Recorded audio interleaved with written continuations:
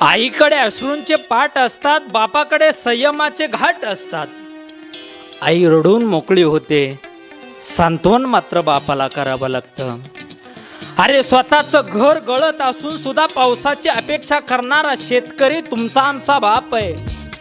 दुसऱ्याच्या रानामध्ये जाईल, काबड कष्ट करेल, हाडाची काढ करेल, रक्ताचं पाणी करेल, रात्रीचा दिवस करेल, परंतु आपल्या लेकरांकरता संध्याकाळच्या वेळेला पोटभर जेवण भेटेल एवढं पैसे घेऊन येणारा त्याचं नाव बाप आहे. दुसऱ्याच्या रानात किती काबड कष्ट करतो आपला बाप.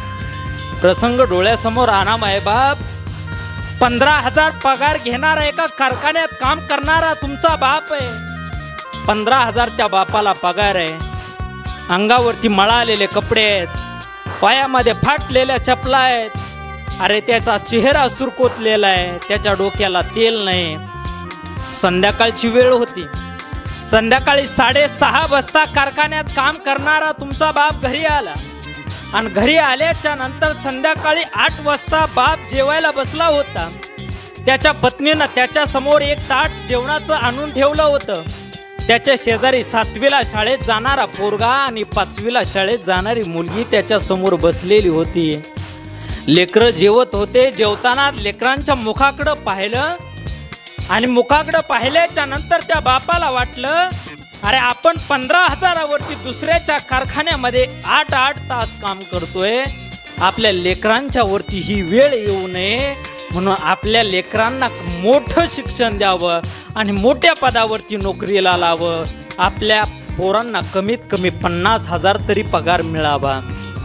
बापाच्या मनात सहज प्रश्न निर्माण झाला. 7वीला शाळेत जाणाऱ्या पोराला बापानं विचारलं, का रे लेका, अरे तुला मोठं झाल्यावरती काय व्हायचंय? पोरानं सांगितलं, बाबा मला इंजिनियर व्हायचंय. पोरीला विचारलं, तुला काय व्हायचंय? पोरीनं सांगितलं, बाबा मला डॉक्टर व्हायचंय. अरे एवढे 2 शब्द समोर बसलेल्या जेवायला बसलेल्या आईनं ऐकलं ना, आईच्या डोळ्यातून 2 अश्रू खळकन आले.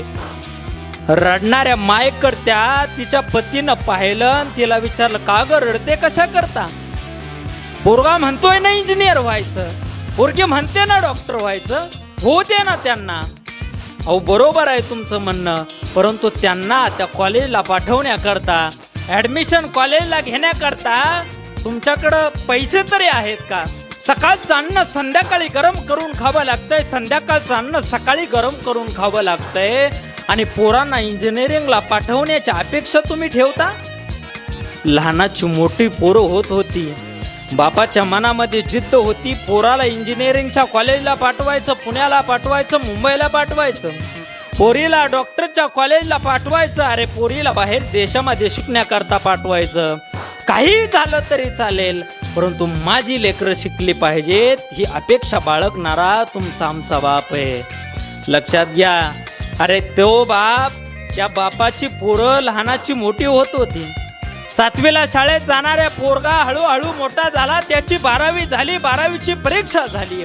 चांगल्या मार्काने 12वी मध्ये पोरगा पास झाला होता माय बाप. अरे 12वी मध्ये पास झालेला पोरगा, त्याला आता पुण्याच्या इंजिनिअरिंगच्या कॉलेजला ॲडमिशन घ्यायचं होतं.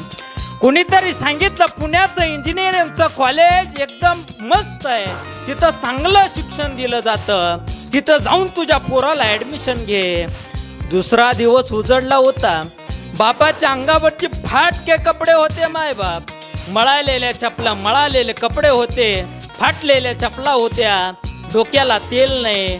अरे काखेमध्ये पिशवी अडकवलेली होती आणि 200 रुपये तुमच्या बापानं सोबत घेतले. आणि 200 रुपये घेऊन तुमचा बाप महामंडळाच्या एसटी मध्ये बसला.